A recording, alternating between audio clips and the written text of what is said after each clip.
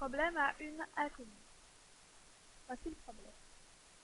On veut partager une somme de 60 000 € entre 3 héritiers, de manière que le deuxième ait 5 000 € de plus que le premier, et le troisième 1 000 € de moins que le deuxième. Calculez la part de chacun. Alors, pour résoudre un problème, on va à chaque fois procéder de la même manière. On va d'abord choisir l'inconnu, et puis on mettra en équation. Ensuite, on résoudra l'équation, on donnera la solution, et on vérifiera si la solution est acceptable. Alors, choix de l'inconnu. Donc, comme on peut voir ici, il y a 3 héritiers. Donc,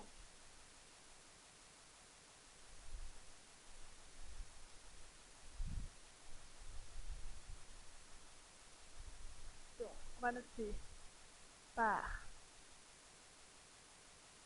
du premier héritier,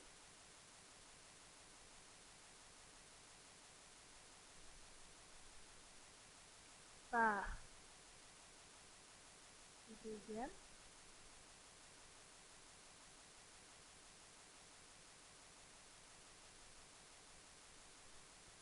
et part du troisième héritier.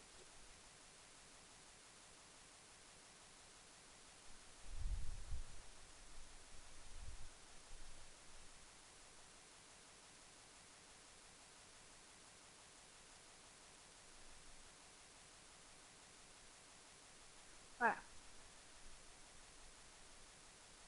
Alors, on va mettre x à celui dont on ne dit pas qu'il aura plus ou moins qu'un autre. Donc ici, si on relit le problème, on sait que le deuxième aura 5 000 € de plus qu'un autre, que le premier. On sait que le troisième aura 1 000 € de moins que le deuxième. Donc autrement dit, celui dont on ne parle pas, c'est le premier. On ne dit pas que le premier a une telle somme en plus ou en moins qu'un autre. Donc, on va mettre x pour la part du premier. Ensuite, part du deuxième. On nous dit que le deuxième a 5 000 € de plus que le premier. Donc, le deuxième reçoit ce que reçoit le premier plus 5 000 €. Donc, autrement dit, x plus 5 000 €. Et pour le troisième, on nous dit qu'il reçoit 1 000 € de moins que le deuxième. Autrement dit, il reçoit la part du deuxième moins 1 000 €. Donc, on recopie ce que reçoit le deuxième.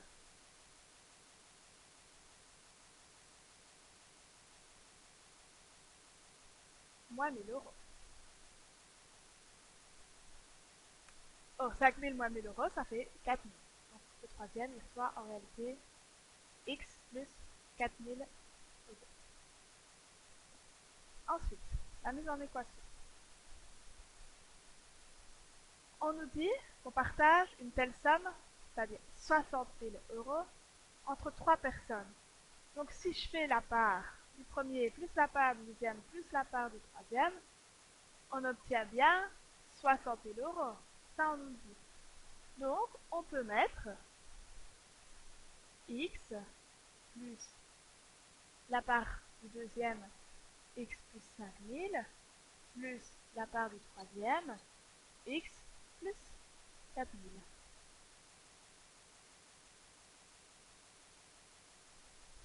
Égale 60 000. Ok? Donc, maintenant, on va passer à la résolution. La résolution, on recopie tout simplement la mise en équation. x plus 5000 plus x plus 4000 égale 60 000.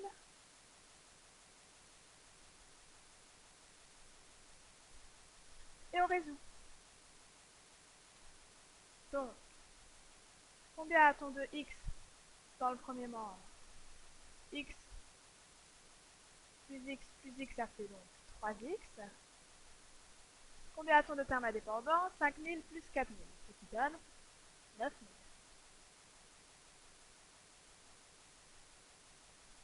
Égale 60 000.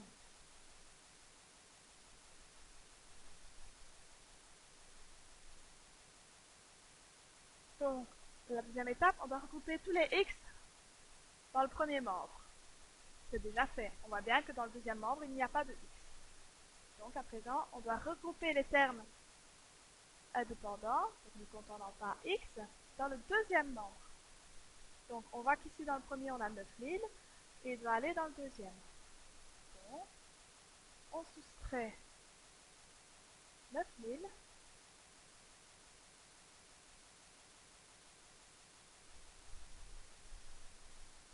aux deux membres.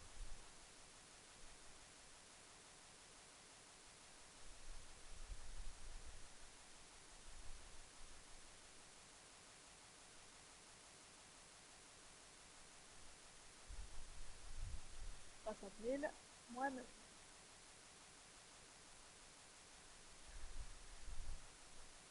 Donc ici, 9000 moins 9000, ça fait 0. Qu'est-ce qui reste? 3x égale 60 000 moins 9000, 51 000.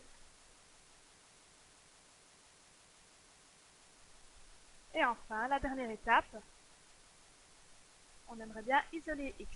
Ici, on a 3x. Donc, pour avoir un seul x, on divise par 3 les deux membres.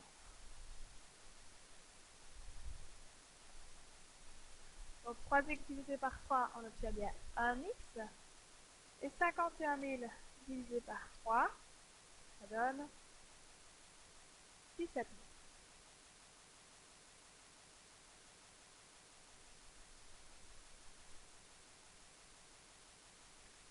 Donc, quelle est la solution? On sait que le premier héritier recevra 17 000. Ok?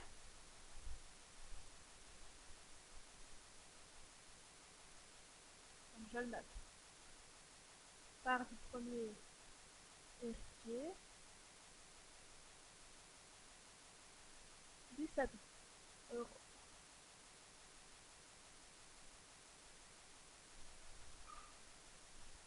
Alors, que se recevra la part? Que recevra le deuxième?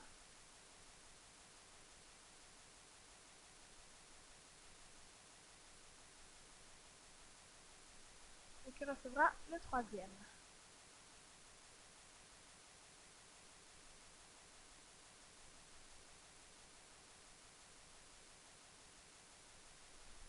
Et bien pour ça, on va revoir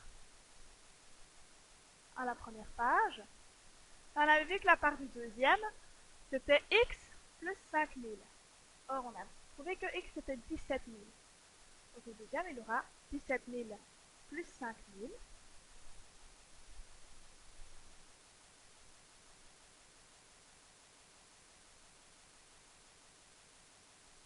Ce qui donne 2000 euros.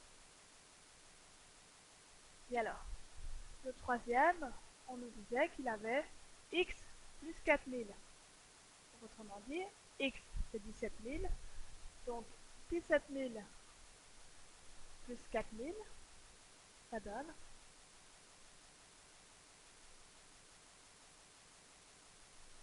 21 000 euros.